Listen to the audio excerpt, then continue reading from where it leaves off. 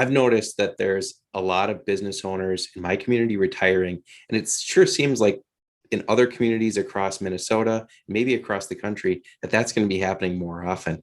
And I know, Jennifer, that you've done some work on business succession and why that's important to be something that community leaders track, but also the more important piece, what can community leaders do to make sure that they're tracking it and developing positive strategies to overcome some of the challenges that might come about. Can you just tell us more about some of that work on business succession? Yeah, I would love to. It really is a hot topic, I think, in economic development right now, and a really critical opportunity for communities to be thinking about. So I think the 2012 US Census had some numbers around the percentage of small business owners that were baby boomers nearing retirement, and it was close to 70% at that time. So the numbers probably shifted and changed as people have actually retired, but that's a pretty high number of businesses that would be in a position to transfer their business.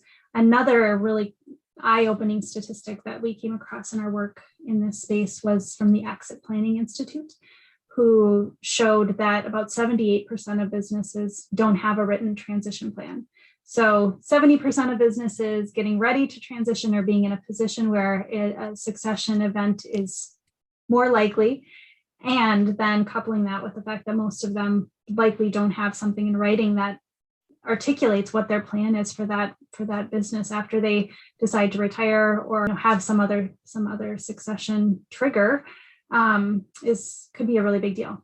And as you've done this work, I also was hearing you say that there are successful examples, that this isn't a guaranteed loss for your community. If that business owner that you have announces their retirement, it doesn't mean that that business is gone forever, that there are other places, maybe your neighbors in neighboring towns, that have figured out ways to support that transition and make sure that business on Main Street, in the industrial park, wherever that business is, stays in the community and continues to be a positive influence there. Exactly. And I think, it's important to remember that businesses transition for a variety of reasons too. So retirement is one of those reasons, but having a succession plan in place can help the owner be prepared, and it can help make sure that that business remains a vital part of the local community and the local economy.